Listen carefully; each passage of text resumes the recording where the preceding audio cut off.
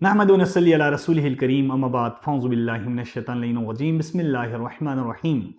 मैं हूं आपका मेज़बान सर अशरफ अली। आप देख रहे हैं एजुकेशन प्लस विजन। आज की इस वीडियो के अंदर हम एक ऐसी सर्टिफिकेशन के बारे में बताने जा रहे हैं और ऐसी सर्टिफिकेशन जिसका पाकिस्तान के अंदर भी बहुत ज़्यादा स्कोप है और फॉरेन कंट्रीज़ के अंदर भी स्कोप है। और सबसे बड़ी बात, तमाम बच्चे एलिजिबल है इस सर्टिफिकेशन के लिए।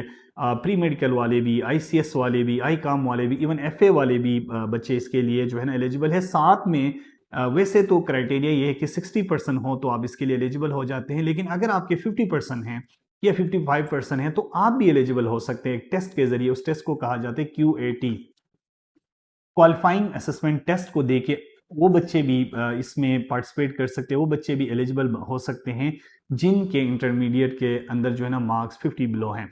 और सबसे पहले जिस सर्टिफिकेशन की हम बात करने जा रहे हैं वो है CA, charter accountancy. Charter accountancy एक इंतहाई अहम सर्टिफिकेशन है और इसका बहुत ज़्यादा स्कोप है, हम लास्ट में बता भी देंगे। तो इसकी जो एलिजिबिलिटी क्राइटेरिया है जी वो 60% है। अगर किसी बच्चे के 60 बिलो है तो उसे एक टेस्ट देना पड़ेगा, QAT क्वालिफिकेशन असेसमेंट टेस्ट। इसकी बेस पे वो बच्चे भी जो है ना एलिजिबल हो जाते हैं। अब ये जो सर्टिफिकेशन होती है इसके 4 स्टेजेस है जी, वन बाई वन हम पढ़ते हैं। कौन सी ऑर्गेनाइजेशन इसको हेड करती है? तो ICAB इसको करती है। ICAB कहते हैं जी institute of charter accountant of Pakistan. Institute of chartered accountant of Pakistan इसको डील करते हैं। और जो है ना इसके अंदर 4 स्टेजेस है और उन 4 स्टेजेस को हम वन बाई वन आपके सामने रखेंगे। सबसे पहला जो स्टेज होता है उसे PRC कहा जाते हैं। PRC का मतलब होते हैं प्री रिक्विजिट कम्पिटेंसीज। प्री रिक्विजिट कम्पिटेंसीज होती है पहला स्टेप। और इसके अंदर स्टूडेंट्स ने 3 सब्जेक्ट पढ़ने होते हैं। पहला जो ओल्ड, अगर आप इनका जो देखें ना तो रोड मैप है उसमें 5 सब्जेक्ट थे, अब इसको डिक्रीज करके 3 सब्जेक्ट में लाया गया। ठीक है, जब सिर्फ 3 सब्जेक्ट पढ़ेंगे कौन से?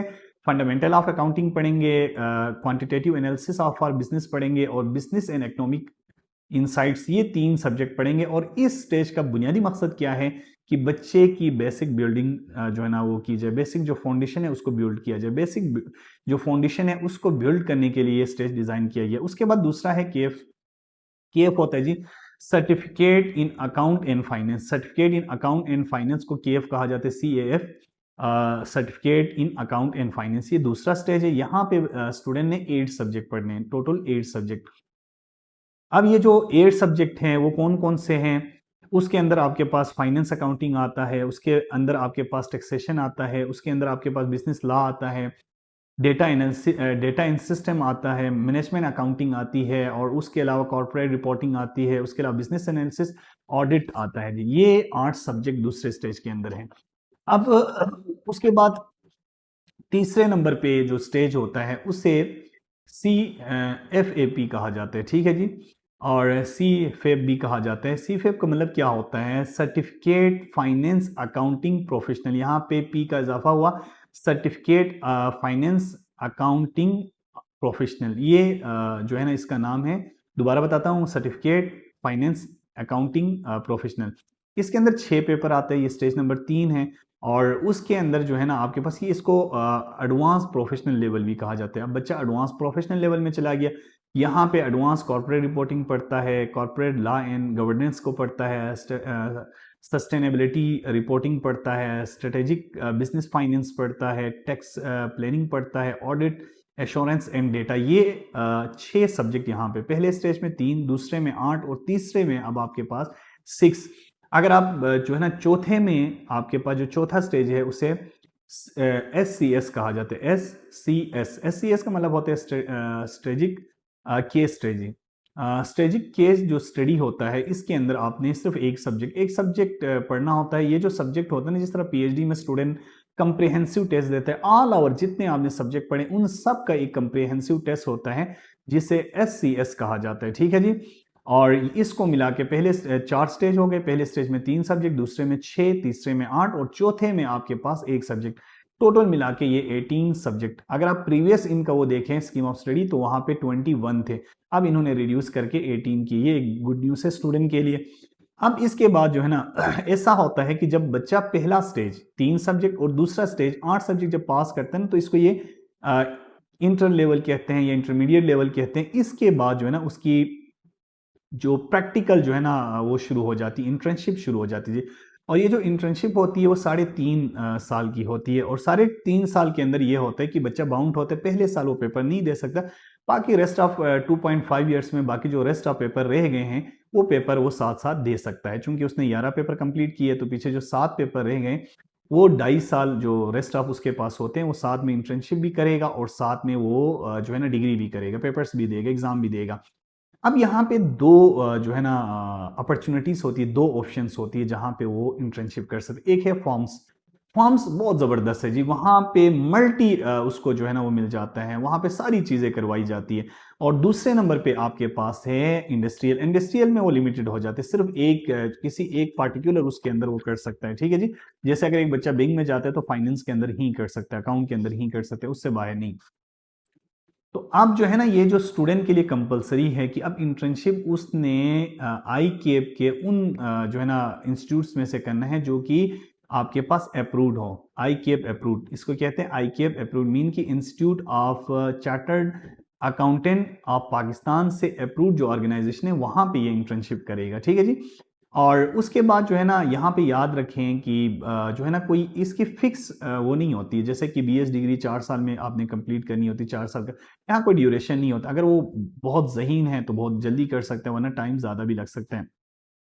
इवन कुछ लोगों को 5 से 10 साल भी लगते हैं, और कुछ लोग इतने माशाल्लाह एक्सपर्ट होते हैं वो इन्हीं 2.5 साल के अंदर बाकी सारे सब्जेक्ट क्लियर भी करते हैं, इंटर्नशिप के साथ वो सर्टिफिकेशन भी हासिल करते हैं। लेकिन कुछ लोगों को उसके बाद भी काफ़ी साल, मैं खुद कुछ ऐसे लोगों को जानता हूँ जिनको 8-8 9 9 साल भी लगे हैं सीए करने के लिए, 10 साल भी लगे हैं सीए करने के लिए। तो यहाँ पे कोई फिक्स ड्यूरेशन नहीं है, ये बात आपने ज़हन नशीन करनी है।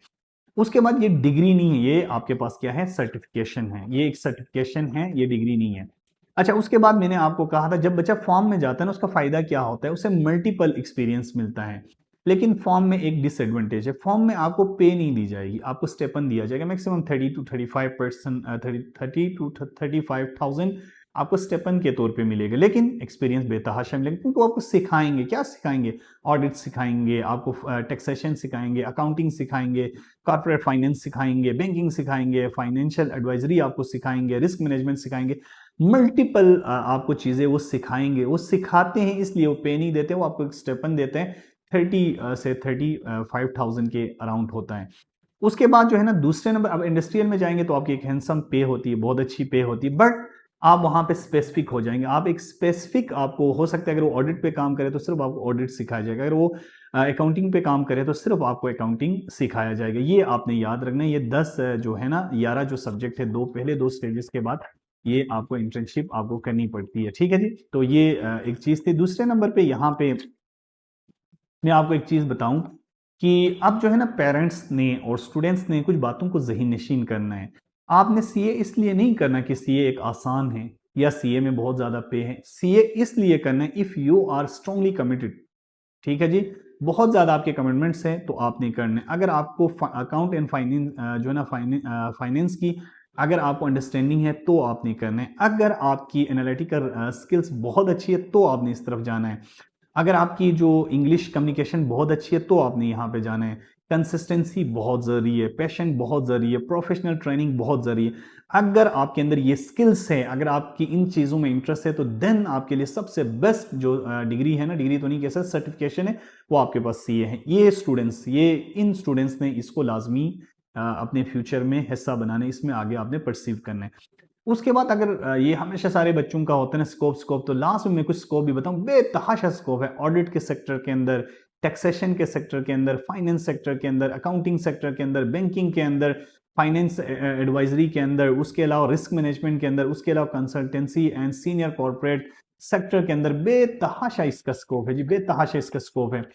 और लास्ट में मैं आपको बताऊं कि सबसे जो best academy according to my knowledge, according to my experience, या मेरे दोस्तों के साथ मैं जिनके साथ बैठता हूं, अभी मैंने सुबह भी एक सीए जो है ना सर्टिफाइड बंदे को बुलाया था, इससे भी मैंने गाइडलाइन ली, 2-3 मेरे और स्टूडेंट भी सीए करें।